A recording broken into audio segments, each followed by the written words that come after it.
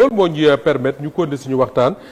dem ci beneen thème boo xam ne prévoir nañ ko waxtaan tey muy liw jëm ci wàllu dette alors Mamadou Talla Ndao bi nga déggee les avocats de Macky Sall bokk na ci Olivier Sur avocat bi nga xam ne moom la yónni fii ci Ndakaaru am na benn waaye mu ne bu leen bàyyi leen di wax avocat bi mu indi Ndakaaru da nga naan avocat bi mu yónni Ndakaaru parce que indi mooy moom dafay nekk wala mu ànd fekk avocat bi alors bi nga dégloo cet avocat boobu ak ñoom maître Aïssata Tall Sall maître Amadou Sall tout le groupe ñu def seen conférence de presse ban analyse nga ciy def analyse bi moo ci def mooy déjà problème de cohérence wala même de logique parce que amul kenn ku ñuy wax ne topp nañ la ci dette publique dañuy wax rek dette publique yéen a ko def nga yebal avocat xam nga loolu bu amee nga jëlee avocat mu jógee France ñëw di lay commencé te yow kenn woowagu la ci lenn ku moom xar mi rek nga bàyyi buum gi laa koy tuddee noonu laa ko mun tuddee quoi parce que c'est assez grave quoi et te dette publique bi gis nga bu fekkonte ne beneen réew la bu nga xam ne les gens comprennent les enjeux ak gravité bi je pense que ñu bëri danañ am retenu ci li ñuy wax oui parce que c'est dans les autres pays crime lañ lay wax c'est un crime parce que jalgati yoon la bu mat sëkk parce que dette dafa am fu muy jaar loi dafa am ne amul benn dette bu nga xam ne da nga ko def te jaarul ci loi de finance assemblée moo koy autorisé mais ñoom ñu jël banques yi maanaam dette surtout dette bancaire dem ci banques yi di leb sans pour autant mu jaar ci budget loolu situation bu nga xam ne c'est une situation inédite bu nga xam ne mosul am Sénégal muy crise bu nga xam ne ak délit bu nga xam ne foo ko natt rek je pense que weesu na ko ñoom nag man li ma ciy jàngal rek mooy ñoom xam nañ délit bi ñu def loolu moo tax ñuy njëkk di wut ay avocat di wax parce que nit ki bu fekkente ne da nga def njuuma lu toll nii forcé da nga jéem a njëkk ba gën a rëy làmmeñ ñi nga xam ne ñoo la tuumal te loolu la déjà moom lañ gis ci avocat moom lañ gis aussi ci démarche bi nga xam ne moo am loolu nag bettul aussi ñi nga xam ne ñoo nekkoon déjà ci opposition parce que le premier ministre bu mu nekkee ci opposition bi yàgg na wax situation pays bi wax ne dina métti réew mi ku ko jël sax dina métti ci yow xamoon nañ ne aussi suñ ko jëlee dina métti ci yow mais nag li ñu xamuloon mooy ndekete ñun li ñu doon wax dafa métti sax xamuñu woon xóotaayu métti bi maanaam métti bi weesu na foo ko yaakaar te loolu dañuy bu ñuy xoolee ci histoire rek xool le président Abdoulaye Wade bu muy jël nguur gi dafa ñëw fekk fi situation bu nga xam ne dafa wax sax soxlawul xaalis projet la soxla pour wax ne na fekk na fi situation bu nga xam réew mi am na xaalis la wax situation bu nga xam ne vraiment voilà Macky Sall bu mu ñëwee aussi fekk aussi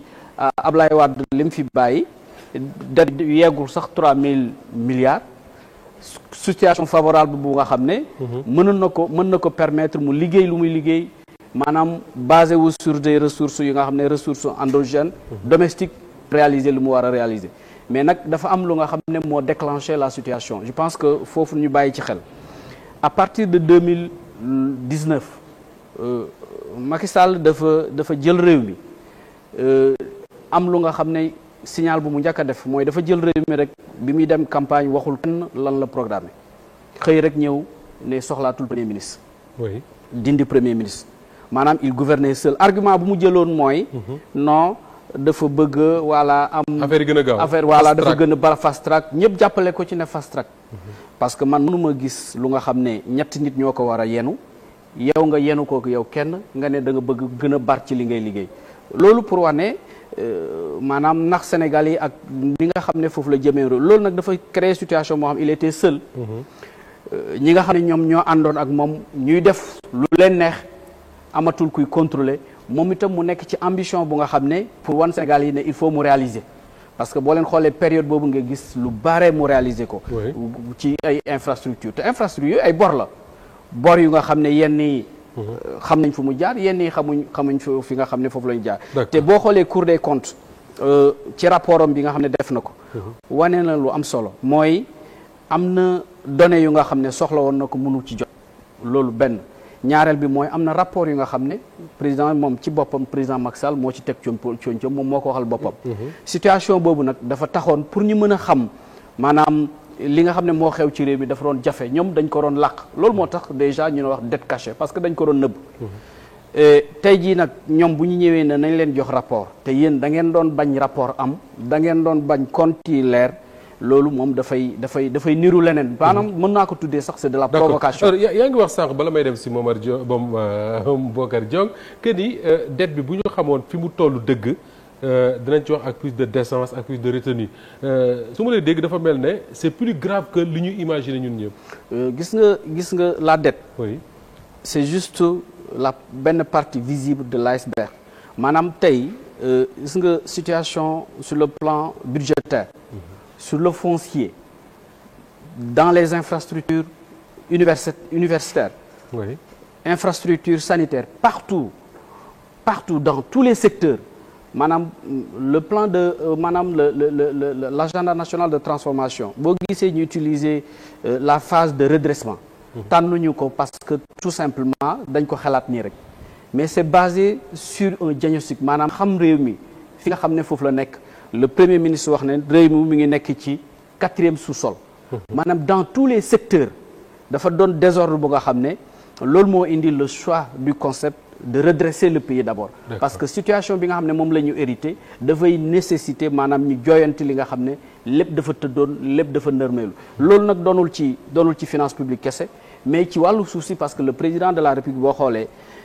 sortie bi mu njëkk a def ci situation yi pour xool en tout cas les différentes situations en termes de gestion. Mbourkat ci la bokk ak la nouvelle ville de Thiès. loolu c'était pour donner un signal fort sur la situation par rapport ak maanaam accaparement foncier bi nga xam ne am na. noonu la ñu amee ci sur le plan aussi sur les infrastructures sanitaires. mais aussi sur les infrastructures universitaires parce que tey jii ñun bi ñuy ñëw fekk nañ fi situation bu nga xam ne ay hôpitaux yu nga xam ne. maanaam une dizaine d'années wala chantier université yoo xam fukki at chantier yoo nga xam ne dafa taxaw ba tax ñoom suñu nekkee di wax naan non réew mi kiiwul dafay mel ni tey jii barki démb rek gis ngeen ñuy waneen le lycée Lamine kii comment dirais-je de Guédiawaye Limamoulaye wane aussi yeneen chantier yu nga xam ne même dans les vidéos da ngay gis président Macky Sall fu muy wax naan fukki at wala juróom-ñetti at ngeen nekk ci benn lycée bu nga xam ne mënul pare ñooñu loolu la ñu hérité situation boobu la ñu hérité au-delà aussi xaalis bu ñuy leb mais dañoo leb xaalis fi ñu ko war a dugaluñu ko fa ñii tey bu fekkante ne bëgg nañ réew mi yaakaar naa dañuy ras mur yi bañ a wax mais nag Sénégal dafa doon maanaam exception foog ñu xoolaat aussi suñu jikko yi ak principe yi. d'accord man mënuñ ma accuser ne na dama luubal. ma gën a rëy làmmeñ ki nga xam ne moom moo ma accuser te loolu la ñii di def te vraiment. du leen honoré quoi. loolu naa ci ñëwaat léegi alors Bocar la question bi nga xam ne ñu bari moom la ñuy laaj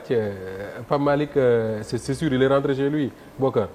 pas encore. waaw il n'est pas encore rentré chez lui. pas encore waaw loolu mooy li nga yëg yow léegi.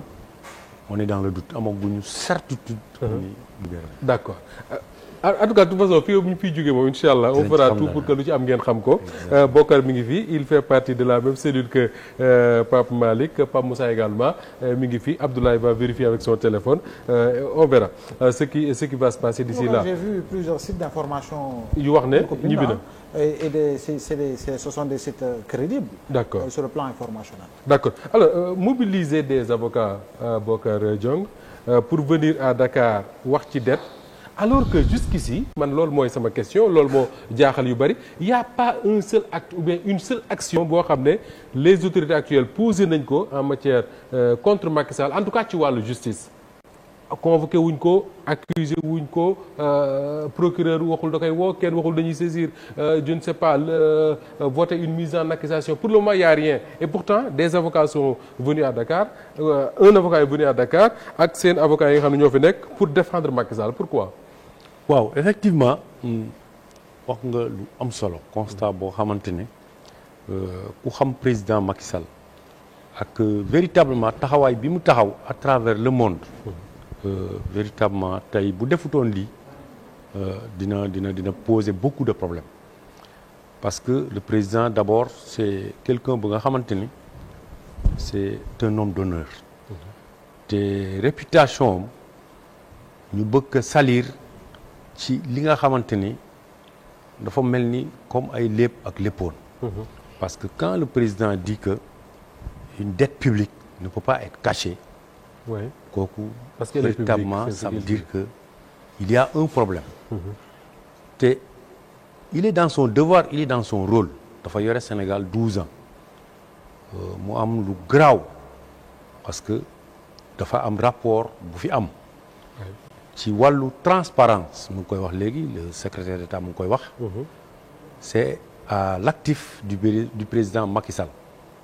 moo fi nekk ñu ne chaque gouvernance au bout de 3 mois war nañu def situation état public bi. ñoom ils sont restés 6 mois pour le faire mu indi ce rapport là et qu'en est-il de ce rapport mooy l'IGF venant directement du ministère du budget et des finances moo def rapport mu jox ko la Cour des comptes. Ce rapport là président Macky Sall gisu ko citoyens yi gisuñu ko kenn gisu ko la Cour des comptes à travers ses différentes chambres benn chambre rek su ma juumul moo ko gis moo validé ce rapport ñu ne signé wu nañ ko signé wuñu ko tout ça amoon na fi ñu wax fi loolu yëpp donc loolu bu amee c'est grave une dette cachée. Donc le président dans son rôle et dans son droit il est tenu de se justifier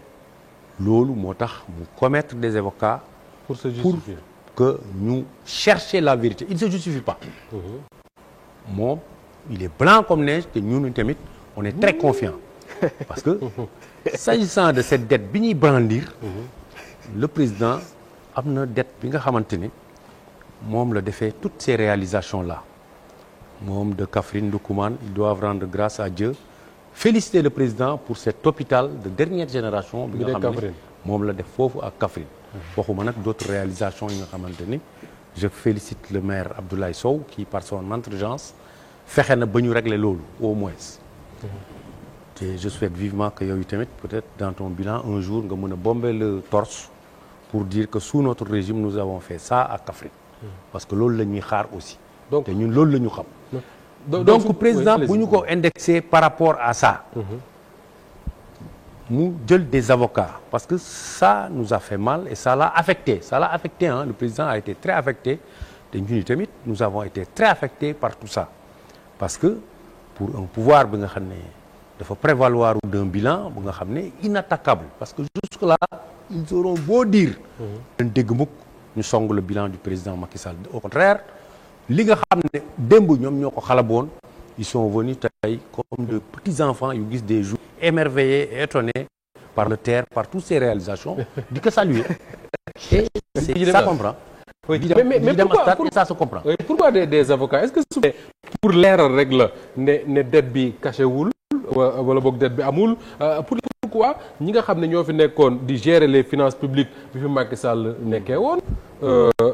ces ministres ñi ngi fi ba léegi pourquoi ñoom mënuñu génn def cet exercice de vérité là mbir yi ni mu demee ne lii ñoom Momar Talla di wax demewul noonu nii la demee pourquoi un avocat qui n'est même pas spécialiste des questions de ces questions là d'ailleurs voilà justement posé nga lu am solo parce que ñun tamit en un moment on se disait mais pourquoi ces gens yi nga xam ne ñoo nekkoon véritablement au niveau des finances publiques Amadou Ba Abdoulaye Diallo d'autres oui tey on a rendu compte que ni ils ont été très très prudents très clairvoyants parce que dafa am loo xamante ne bu lëndëmee doo ci wax boo ci nekkoon di ko gérer da ngay xaar kay ñu interpeller la ci c'était au régime te jusqu'à présent je pense que ni s'ils sont toujours dans leur droititude pour wax ni li ñuy wax ñoom leer na ñoom ñoo leen war a interpeller d'accord mais donc dañuy xaar le régime interpeller leen moom leen war a interpeller normalement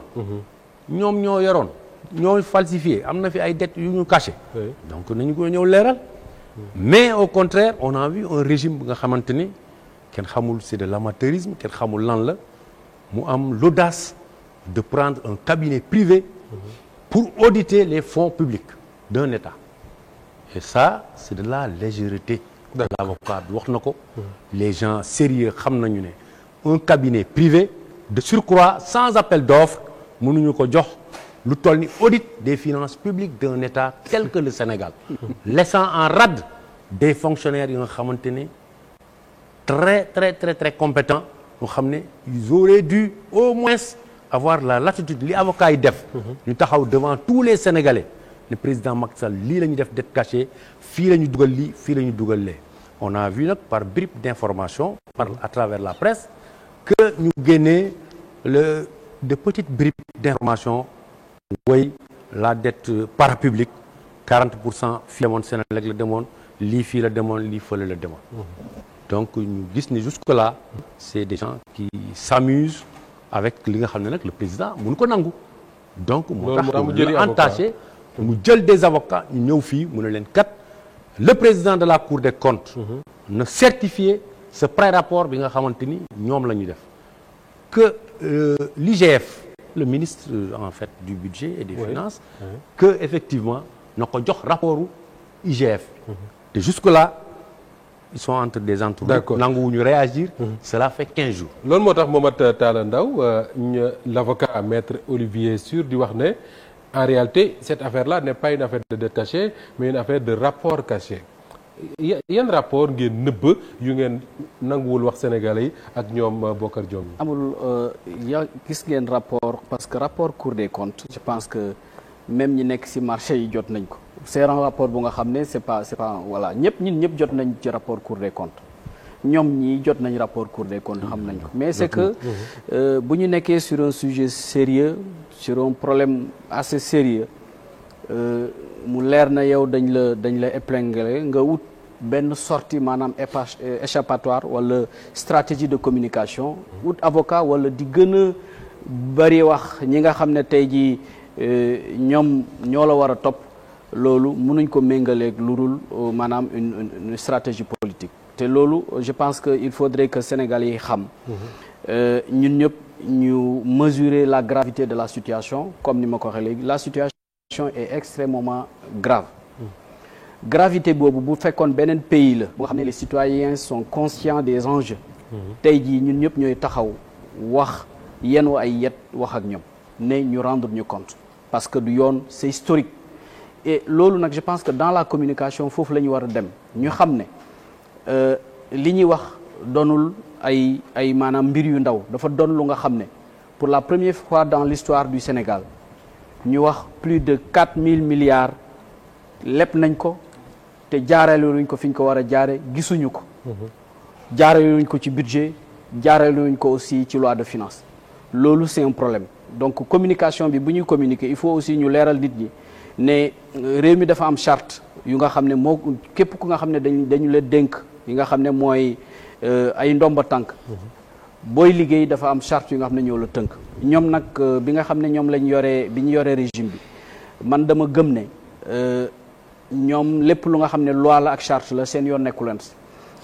des fois sax damay wax ne comme ay waa bugguma wax sax loolu mais ñu nga xam ne daal dañ leen a bàyyee ab tool ñu caxatee ko yàq bu nga xam ne xam nga fi may juñ comme golo ji tool voilà maanaam yàq bu nga xam ne kenn xamul nu mu mel te loolu aussi yaakaar naa bu fekkonte ne Sénégal yi mesuré nañ maanaam danger bi nga xam ne moo am danañ taxaw wax ak ñoom ñu bàyyi déjà parce que le Macky Sall comme ni muy def tey jii gis nañu stratégie bi nga xam ne moom la nekk di def parce que fu nga xam ne ay rencontre internationale la nga xam ne délégation sénégalaise dafay dem wala président de la République nga jël parce que il a des moyens c'est la première fois dans l'histoire du Sénégal nga gis un président de la République mu jeexal mandam am autant de moyens di jël jet privé di dem ko neex ci àdduna bi loolu nag dafay wane dafa nekk ci agenda bu nga xam ne beneen agenda la pour déstabiliser Sénégal pour def lu ko xam ne xëj na ëllëg bëgg mën a ñëwaat Sénégal wala bëgg na am benn poste bu nga xam ne moo koy permettre ëllëg mu nekk dans les institutions parce que man li ma tuddee li ma tuddee Macky Sall mooy booy wut ku nga xam ne peut-être dafay jaay personnalité bu nga xam ne nekkul ci moom parce que il surfe dans ça au niveau international maanaam jaay personnalité bu nga xam ne c'est une personnalité internationale il est au fait des situations internationales sur le plan économique jaay dafa am réseau loolu ce n'est pas personnalité réelle bu nga xam ne moom moo nekk ci moom tey jii sur les pratiques ak li mu def Sénégal pour la première fois dans l'histoire du Sénégal des milliers de Sénégalais ñu tëj leen ci kaso parce que da nga bind ci Facebook parce que da nga wax lu nga xam ne da nga takk brassard tout simplement da nga bëggoon mandat bu nga xam ne mënoo ko am nga jël Sénégal yëpp tëj ci kaso boo ci tegee dette ak aussi ñi nga xam ne rey nañ leen plus de 80 Sénégalais yi nga xam ne rey nañ leen ñoo xam ne dañ ko war a leeral loolu yëpp c'est assez historique ci histoire du Sénégal te yaakaar naa ne loolu dañ ko war a leeral ñun ñëpp non carrière internationale mënu ko am parce que li muy wër yëpp carrière internationale moo ko tax muy taxawaalu di def ay télescopage ak des ministres sénégalais yu nga xam ne dañ leen a invité ci des sommets des événements internationaux mu dem fa ñëw taxaw na day toog parce que loolu élégance je pense que ça c'est un problème d'élégance lan lay daw ak lan la soxla loolu c'est un problème parce que Sénégal ku ne xam na ne am na ñoo xam ne ay président de la République la yore réew mi jógee fi teewul ñu am taxawaay bu nga xam ne moom lañ doon xaar mais moom nag dafa nekk ci taxawaay bu nga xam ne xëj na ñun aussi dinañ ko ci fekk parce que nit ki kat ni mu mel rek noonu nga koy sololee yére bu nga xam ne moom la méngool alors Bokar avant may ñëwaat ci yow dama bëgg déglu un peu Abdoulaye Mbow Pa Assane ak Pape Moussa Abdoulaye d'abord sur cette bataille parce que apparemment affaire yi du affaire en tout cas nekkagul affaire yoon tegugu ci loxo amul aucun dossier contre Macky Sall en tout cas ci lu ñu xam mais teewul un avocat ñëw na fi fekk fi d'autres avocats ñu def une